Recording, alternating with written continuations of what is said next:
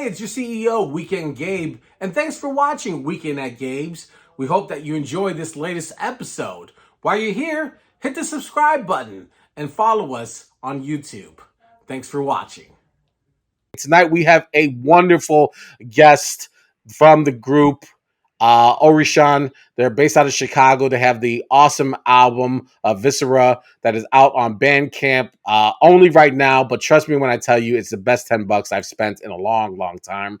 And they are joining us now. We're a lead drummer, Kai Black, and lead singer, Asha Adisa, joining us here on Weekend at Gabe's. How are you guys? Hey, how you doing? Hey. Fantastic. Good evening. Good evening. Listen, I'm first going to throw a bunch of flowers at you guys because I think that this album is fucking amazing. And you can ask Sam too. And we often talk about this, that I'm always looking for bars. I'm looking for the raps. I'm looking for the fucking drum machine, whatever it is. You got a hold on him. I was going to say, how did you find us? Yeah. Well, I mean, whatever's left of Elon Musk's Twitter, that's how I found you. But I'm not sure. You guys slipped in right before the lights went out, so count your blessings about that. Twitter.com is on his way out, but you guys are on your way in. I love the album. It's fantastic. I love the feels. I love the vibes. I love the music. As I was playing it tonight on my way home, loud as hell, because I just the energy. That's the only way to do it. The energy is so unmatched, and I love the way that Asha, your vocals pair with Kai's drumming and percussion, and the music is just so wonderfully demonstrated. It's just one of the best things I've heard in 2022, and I can't rave about it enough. And I'm so glad it's at the end of the year. So when people start talking about the end of the year best of, it's gonna be fresh on a lot of people's minds. So one great job dropping on Halloween in the fourth quarter. So, but talk a little bit about the record, man. I've been looking on Twitter. Everyone loves it. How's that feedback been for you all to see that? Amazing, awesome, overwhelming. Very weird. Yeah. Also, you do pronounce my name right. It's Asha. So Asha. Okay, got it. Oh, also the band is pronounced Orisun, or Isun. Orisun.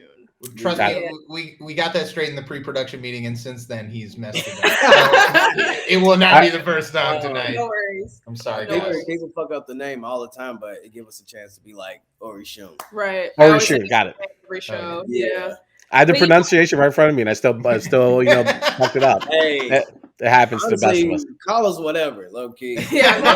Right. If you're talking about us, that's fine. Listen, all pubs sometimes is good pub. So, but yes, seeing the response out there, seeing how good that feels, and I know some of the messaging in the record is a lot of self-reflection about kind of what the world either thinks or views you about yourself and the music that you make. Do you feel like you guys are, sort of knocking down barriers and boundaries with the release of this album and the messaging involved in it? Totally. I mean, that's definitely the idea. We kind of lead with the awareness that Black people originate rock music and most of the subgenres that we love. Hit the applause on that, Sam. There you go. That needs more than that. Can you say it one more time? Can you say it one more time? Yeah, Black people originated most rock subgenres and rock music as a whole. That's what I needed. That's what I needed. Talk that talk. Yeah, it's definitely reclaiming for us. So yeah. In some ways, it's kind of like, it's just the way our world is, low key. Like all of our friends are Black and trans and making like alternative music too. So it's like we're just doing something we like just fucking love to do, low key. So it's almost natural. It's just weird because people are like, it's a niche now. You got Willow, you got all of that. So it's like it's a rolling train right now, and like we're just hopping on it. Kind of it coincided. Like it just coincided at the same time. Like we kind of started writing this music, and then all of the kind of resurgence of rock music kind of coming, guitar-based music just coming back. Yeah, absolutely. Yeah, we actually got a timestamp. We dropped our first project like maybe a week before Willow dropped. Yeah. And we were like, oh, we on the same wave. Like, okay. Hell yeah. So, I mean, talking about timestamps and reflection, I started my morning off this morning listening to All Gender Bathroom out on Spotify. dropped at the top of the year in January. Now, 10 months later, or close to 10 months later, Viscera drops. What would you guys say, you know, in this year? How do you reflect on that evolution between those two projects? Because they sound even, you know, different. Yeah, totally. I mean, for me, it was really just about embracing more of the grunge sound, more of the post-grunge sound, getting better for me at like writing guitar lines and being more creative.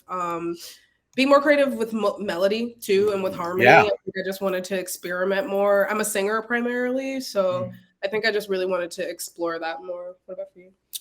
I would say the big difference, and I feel like the obvious difference is we have live drums on the second one. Yeah. So that's a point of pride for you, for sure. Yeah, I mean, like I was actually against it. I was like, you know, because I felt like our you know, program drums were pretty good. I felt like they were pretty good, but I'm a Capricorn, so I'm like, I rarely stare away from like the way we've been doing things, but it was like we should put live drums on it this time and just make it a full live record because I play bass.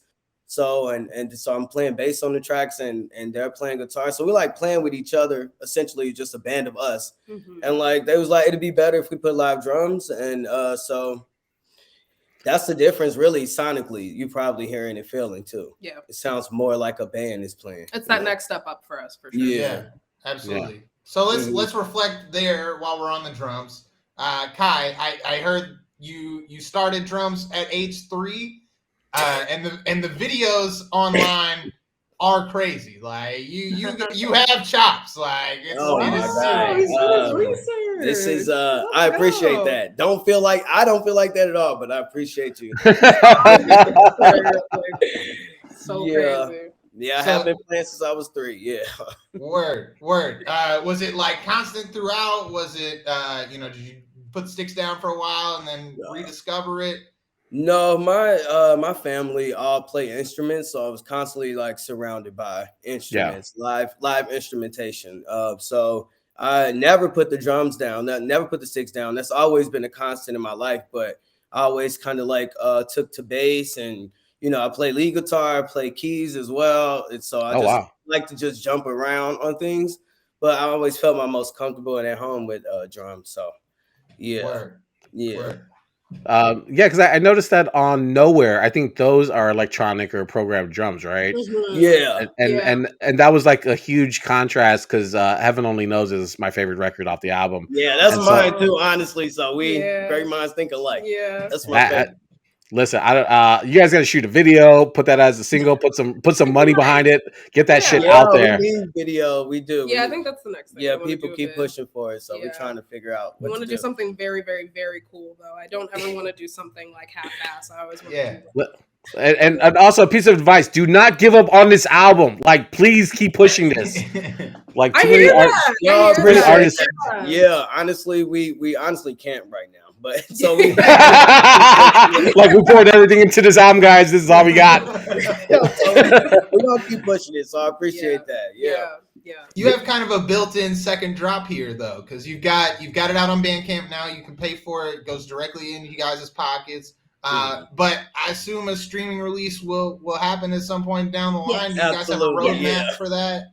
Yeah. It's. I think we did it. We wanted to take it slow because we had to go ahead and we finally had to decide that it was Halloween because we weren't going to wait till the top of the year until after the holiday season. So we needed to just go ahead and make it happen. And then we were like, okay, well, we can just put it out. And then we could, you know, a couple weeks later, put it out on the streaming very soon.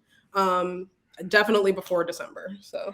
Yeah. What was the agreement with Filthy Records, who is the either helping distribute it or help promote it? They're helping distribute. Did they come on as a partner and there's like whatever you guys want to do, full creative control, and you guys just give us the best album you can? We low key kind of just came with it ready. Yeah. And we gave them like a week. Yeah. To, like, master and like try to push it because we didn't want anybody to touch it. Really, we wanted to turn it in as is. So we had a very it's no shade to like Filthy Belt Records. We love them, but it was for our sake and protection. We were just very tight leash with our art. So we knew we were gonna do something with them. We had discussed doing something. I want to say like almost half the year went by really without much happening, without us really saying anything. And then, it was kind of like, okay, we're pretty much ready. We know once we knew the concept, what we wanted to do art wise, all that stuff. Then we kind of came to them and we're like, okay, now we're ready to talk about releasing. So it really was full creative control. Like they didn't really consult on anything. Yeah, That's kind of the way. But it wasn't any pushback either. No, they loved it. They was like, they loved it. This is how they want to roll it out anyways. Yeah. They trusted us fully. They didn't feel like they needed to be looking over our shoulder at all. Word. Let's talk about the title real quick. The album is Viscera. And you spoke in the interview with Block Club where you're talking about living with trans identity is a visceral experience. And that really stood out to me when I was reading it. And I was wondering if one or both of you could expand on that a little bit, because I think it's not something that the cisgender people understand really, and it's important to understand it, I think. Totally. I mean, for me, I think there's like a certain level of like almost like body horror that exists when you live in a body that doesn't really have a prescribed way to exist. Like there's kind of like this weird sort of surreal experience, and almost like an identity crisis kind of thing. And it's really just like kind of, I don't know, sort of exploring what it feels like to try to find home in this body that is thought of as grotesque, that's thought of as an aberration or some kind of a, abomination. That's kind of what I was kind of going for with that. True. Yeah. Yeah. I mean, as for me, I just feel like just not having anywhere to piss. I mean, people don't think about that shit a lot. And, as punks, like we kind of, I don't know, I admire the grotesqueness of it. Right. I admire that I embrace the grossness and I don't know, like I always joke, say we go piss in the alley with the rats and the rest of the rodents. You know what I'm saying? Right. It's like that's what All Gender Bathroom was about. Yeah. So just a good segue. Like I got a bit of a dark humor, so definitely emotional ass motherfucker. So I don't know, the word the viscera, it hit home. I mean, they thought of it, and I was like, yeah, of course, Yeah. It's like the phenomena, obviously, yeah. And then the baby pictures with the blood coming out the eyes situation. I don't know. I liked it. I loved it. My mom, I don't know if she liked it. Yeah, I haven't seen the cover yet, but they've heard the record, so I guess they've seen the cover, but I don't think they've actually looked and paid attention that it's our baby pictures. But wow, yeah. Kai, you were mentioning that you're kind of like a full service musical, have all these great talents and skills, right? So how's it working with Asha? Like, how do you guys share the workload on this? This is one of Sam's questions, so I'm stealing it off him because I thought. Yeah, you let me steal my questions. What is up with that, man? Hey, man, it's a team effort. It's a team effort. But but how do you guys work these records? Who says what, or how does the construction usually go? We were just giggling about the full service situation. Us being trans and little freakies, and like, oh yeah, we got full service. That's true. But yeah, I mean, essentially, I just play bass parts. I'm a bass player in secret at home, so I'm the greatest bass player alive in my house. But own it. No, for real. And they let me explore, and usually. Right now, the way my brain works is everything that I'm producing right now is for Orisun. I always know when something is for something else, but right now I'm just, I guess, feeling the jazz and grungeness of the record. And I just always been that way. I made I started a band called Highness a long time ago. And it was tell them what school you went to when you did that. Oh, Columbia College. There you go. Hit it. There you go. I still owe them money. Hey, me too. We all do. They'll never get it.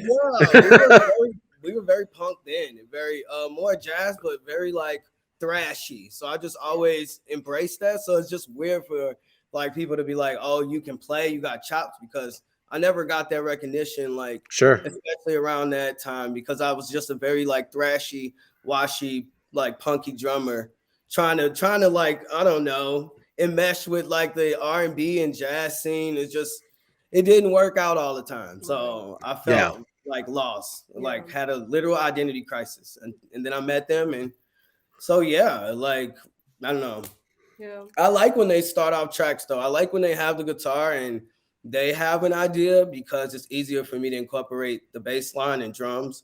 It makes my job a lot easier. But they push me to start songs too sometimes. But I don't know. True. Well, that's how Heaven started. Actually, he actually started Heaven with the bass line. Oh yeah, okay.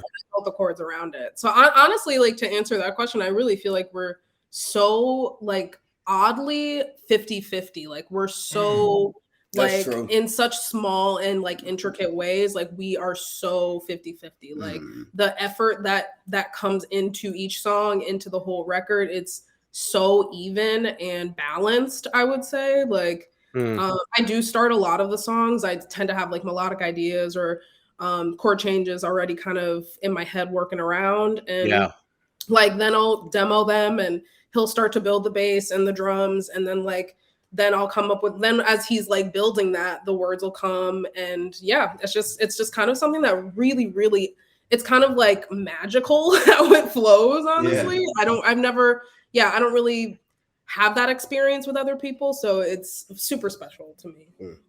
Hell yeah. And let's go back to the beginning there while we're on the subject of y'all relationship. Asha, maybe let's start with you. Take us back to when you first met Kai and he decided to come on and join this group. Was that way of shooting your shot? Is that what was it? Like, I can help you with your music? Yeah, I guess he did kind of do that. We knew each other in like the queer spaces. We had like mutual friends. Our ex-partners were friends. So like we knew each other for a while.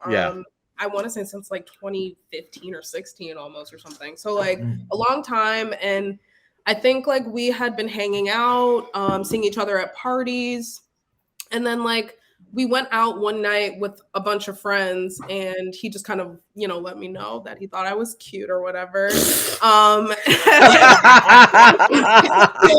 that. It was my birthday. I was very lit. Yeah, please tell me you were smoother than that. Please tell me you were smoother than that. I was like, you fine. That's what I said. I just said you fine. That's it.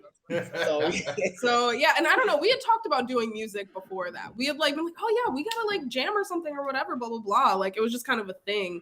And so at the time I had a partner that when he told me that, but like I'm not monogamous, so it wasn't like a cheaty thing or whatever. Both of us are. We were at the time. So yeah, I think like it was just like a little flirt thing, but I left it alone. And then me and my ex broke up, and then I was like, I guess I can hang out with Kai. Like we could just see what's tea. And so like we hung out. I think we like worked on a song that night. I don't know if you remember that, but we worked on a song that night. We hooked up, and I don't know, we had been dating pretty much ever since then. I think that was like 2019. Yeah.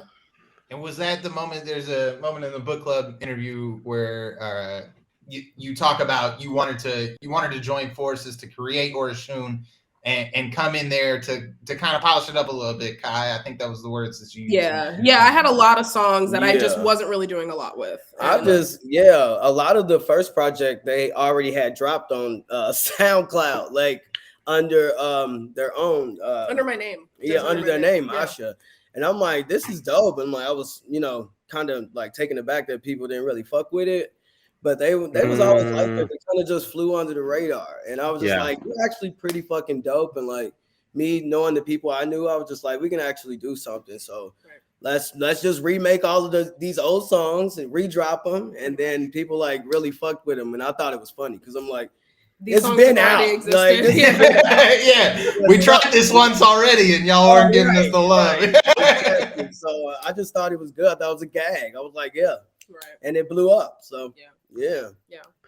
I wanted to so it seems like through the Block Club interview and talking with you guys, it seems like the moment that you guys began to become a couple in a relationship and also building out the group and the band, there was like this sort of self-realization about you and yourself and your identities, but also the band in itself and what you wanted to present. It feels like there was like almost like this parallel happening of two things that were coinciding together, and it just happened to be colliding and you moving in the same space and in the same way.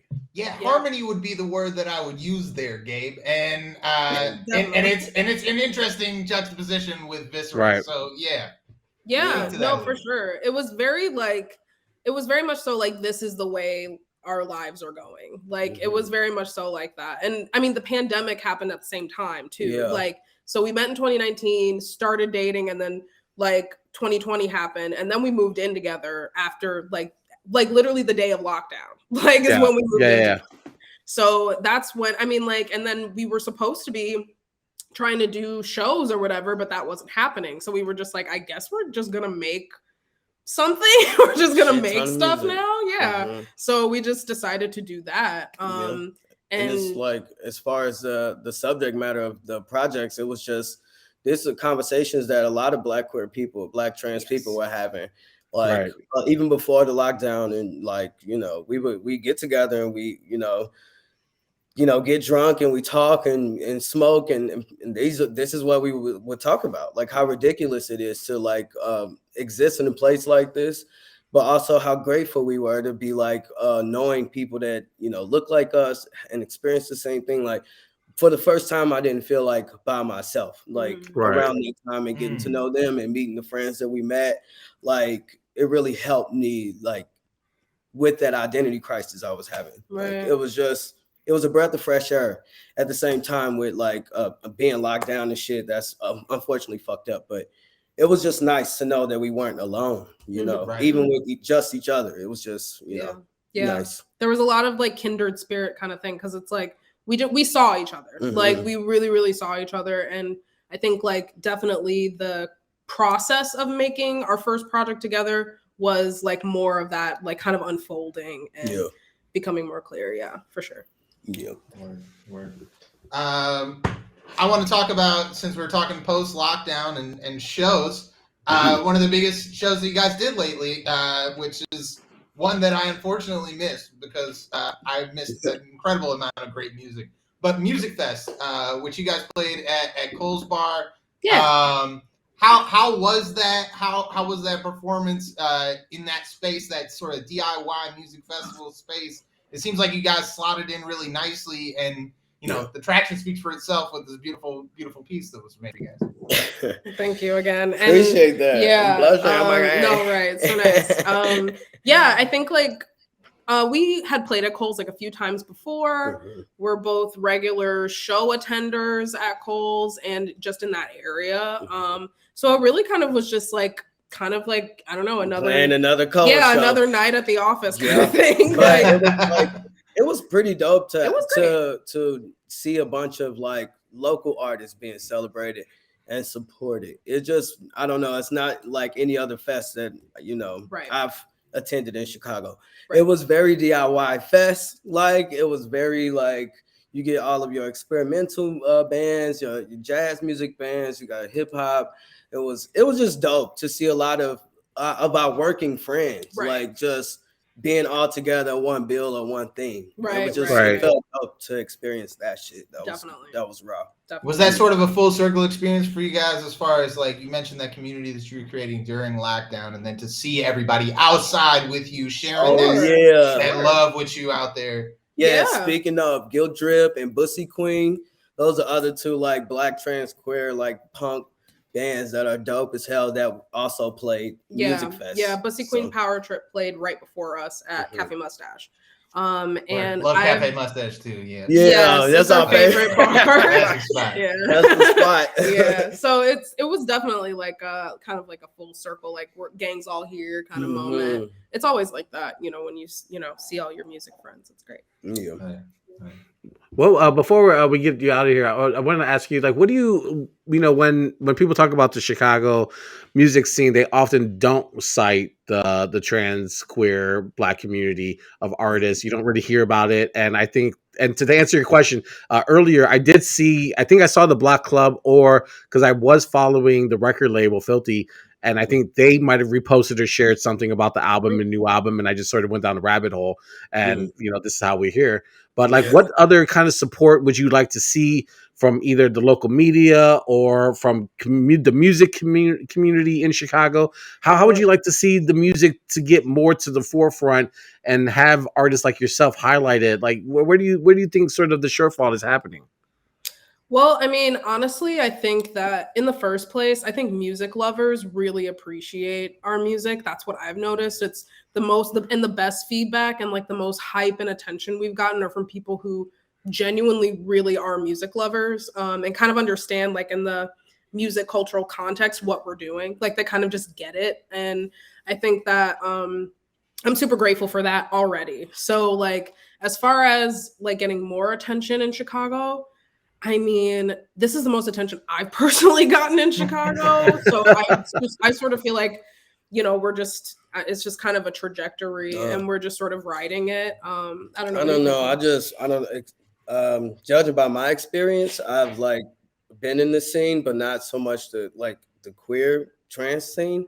And for what I have experienced with the straight scene is they put a lot of people who belong together on bills. And like, as far as trans Black like bands, alternative music, especially, it can only be one of us on the bill. Right. So it's like, it can't be too many Black people or Black alternative bands on one bill. I haven't seen that yet. Right. Like we've been trying to get on a bill with Guilt Trip and Bussy Queen. We finally did, but Guilt Trip curated their own show. So that's how that happened. Right. So it's just like, I just want more of the venues to hire more like-minded bands and Black queer trans bands that are analogous with each other. Yeah, that would make more sense. That play alternative music. Yeah, like, yeah. I want the bills to make sense. Yeah. And also to put us on bills with other big bands. Like I think that maybe that's my complaint. Like for us, I feel like bands like us, alternative Black queer trans bands, we don't get bills where we open up for bigger or out of town bands very much. Like we tend to just kind of support the other sort of like ancillary characters around us. And I mean, that's never a bad thing, obviously. I just think like in terms of where we're going next, I would like to see like bigger, I guess bigger promoters or something, like venues, like take more notice of us and be interested. Oh yeah. Yeah, it's a great point. All right, before we get you out of here, we always like to do some fun questions, and I'm not sure that my questions are so much fun as visceral. At the same time, you have a great song off of All Gender Bathroom, I believe, called Sim, and you talk about it a little bit in the interview about living in a simulation, about living in a world on fire. So, question for both of you. I'd like an answer from both of you. What is the most obvious sign that we are living in a simulation? Oh my God. Well, first of all, this is mine. It's 72 fucking degrees in Chicago. I've never seen no shit like that in my life. So I think that's the surefire sign that it's gonna be fire coming down here. Okay? It's about to rain fire. Okay, I'm gonna be ready with my cigarette. Okay, that's all I gotta say. That's mine. I think for me, and this may be controversial, but I really do feel like Kanye's sort of like, I guess, he's just like turned into like, it's almost like a Netflix series. How it is a little Game of Thronesy. It's like just a little bit. They're really trying to fuck up our minds with that. It feels like something engineered from the outside, how completely off he is, and especially how diametrically opposed he is now to what he literally was for Chicago the entire time. Like I've lived in like the Chicagoland area my entire life, and he was our hero and he was like our voice. And so it's literally insane how different he is now. It's just like his own bars can be used against him now. It's weird. You either die a hero or live long enough to see yourself. Basically. Exactly. Right. Which is fictional. So it's like we're living a weird fiction thing. We're living in the Batman timeline, that's for sure. One of the things you guys said in the block piece was about your goal trying to play in a predominantly white space on the north side of Chicago, and but then we were thinking in our pre-production of like have you guys played in front of white audiences, and what is the most funny, horrifying? Has there been any sort of reaction? The word I used was strange. What is the Strange, strangest thing a white person has said to you after a performance? I don't know. Like we pretty hard on them too, because white supremacy sucks. Yeah, you know. Yeah. Black independent rock music. You suck. Like, you know. I don't know. And then they like give us a bunch of money, and then they're like, "Thank you so much for that," and we're like, "You're welcome." They do. It's so weird, like the juxtaposition of them, like, because when I'm on stage, like I can see people for the most part, especially when I'm not playing guitar. And honestly, people look scared. Like it's like they look afraid. Like, and I don't know how to read it. Like nobody's really like moving around. I'm like, do we suck? Like, I don't know. We don't, obviously. It's just like right. Staring, and then after the show they're like, oh my god, that was incredible, like blah blah blah, and they're like giving us everything. So I'm like, so what was happening while like I was playing? Like that's weird to me. I think that's the strangest thing. Just that is strange. Being observed like that, just like being we're taken strange. in, you know. Yeah. Hell yeah.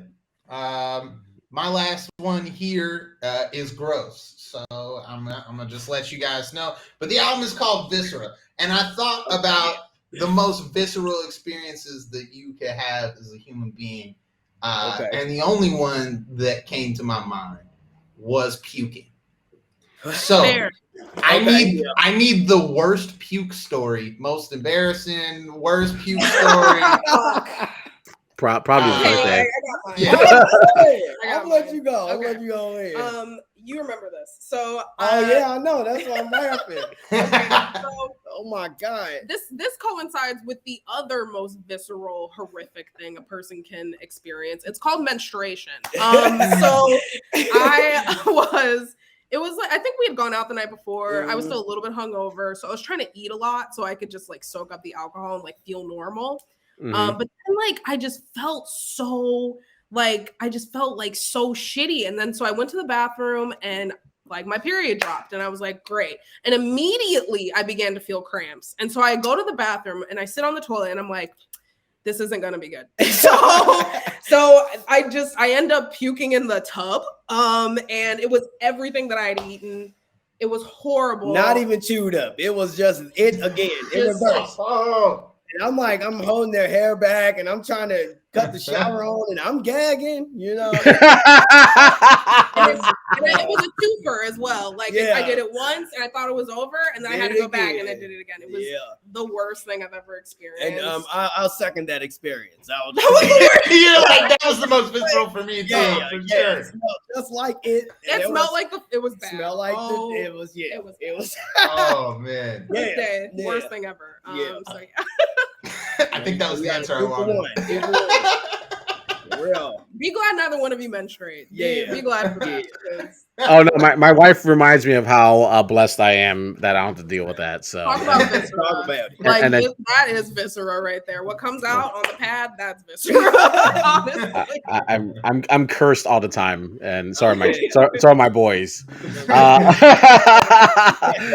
All right, really quick question. I got to ask this because my wife and I we worked together for about a year.